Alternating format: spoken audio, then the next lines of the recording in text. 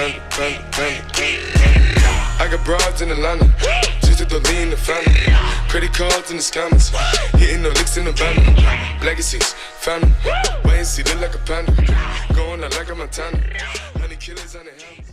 I totally get it if trap music isn't really your scene, but the song you just heard, called Panda by an artist named Designer, is just one of the many multimodal texts that participants can use for collaborative remixing in the online affinity space called Rappad.com.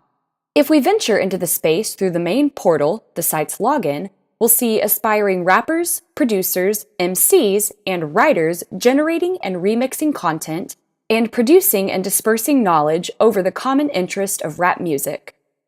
First of all, if we head over to the Rappad blog, one of several portals to content in this space, we see in this post written by the original generator of content, the creator of Rappad, that developing and refining old literacy practices was originally the primary, common goal of the space. Specifically, he wanted to design a space where aspiring rappers could practice writing better rap lyrics. However, if we look at the main dashboard, we see that over time, the space has evolved to include several multimodal portals too. Participants can write and share lyrics here, challenge other participants to rap battles using text and audio here, share beats they've composed individually or collaboratively here, participate in the Rappad Cypher competition, which involves remixing an instrumental track provided by moderators of the space at large, or post in a forum that provides feedback loops about the quality of content and efficacy of the portals in the greater space of Rappad.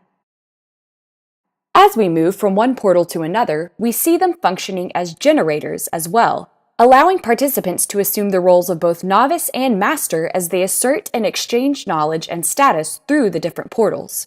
For example, someone who is a master at the art of freestyling might be a novice at making beats. Plus, much of this intensive knowledge is also tacit knowledge, which is why participants who are skilled in a particular mode of meaning-making often collaborate with other participants who have diverse tacit knowledge to engage in multimodal meaning-making. Another way participants develop tacit knowledge and get awarded status within the space is through a strong commitment to practice. Every participant who has a public username can acquire status in two ways, by receiving reputation points and props. Take me as an example. On Rappad, I'm known as Platinum Punch, and if you look at my dashboard, you can see that I have 20 reputation points and 0 props, which is nothing to brag about. If I wanted to change my status in this space, I'd have to participate. But you've got to know that participation is defined differentially within the space of Rappad. For example, you get reputation points specifically by giving critiques and feedback to content other participants have generated. Then, when you generate and share content of your own, like new lyrics or a track you've composed, you can get props from other participants who view and consider your work. In this way, awarding reputation points and props based on how much you practice stays true to a common value of participants in this affinity space. Hard work and practice make perfect. So what practices valued in the space of Rappad have potential for successful implementation in our classrooms? Well, for starters, we could consider adapting the ways that Rappad helps participants analyze real live audiences, cultivate active knowledge of how that audience receives their multimodal meaning-making, and envision how they could revise their work to make it more meaningful. In my dream course, for example, I would design a course website that functions as a space where students engage in the very same practices.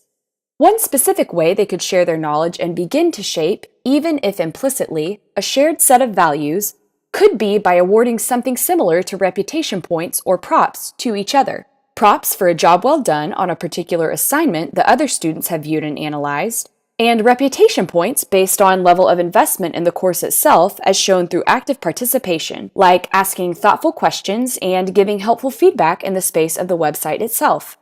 Speaking to myself as a teacher, or as both a portal to and generator of content, I, like the founder of Rappad, must explain the origins of the space, why and for what purposes it exists as a component of our course, and describe what students should be able to dream or achieve in that space.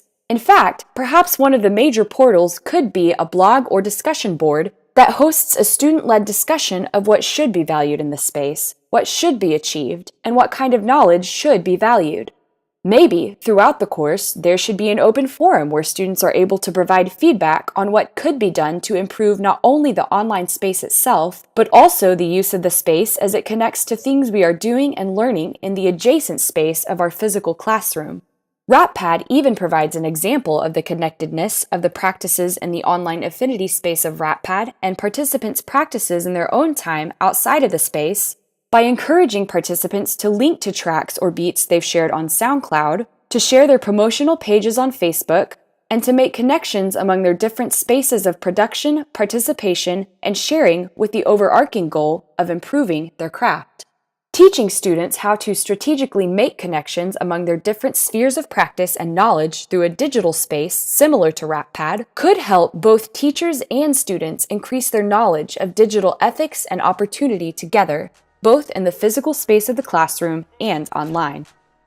Perhaps, over time, implementing these practices would show students that we know and value roots to learning and participation that happen in spaces that don't look quite like a traditional classroom. Legacies, found 'em. Wait and see, look like a panda. Going out like a Montana. Honey killers on the helmets. Legacies, found 'em.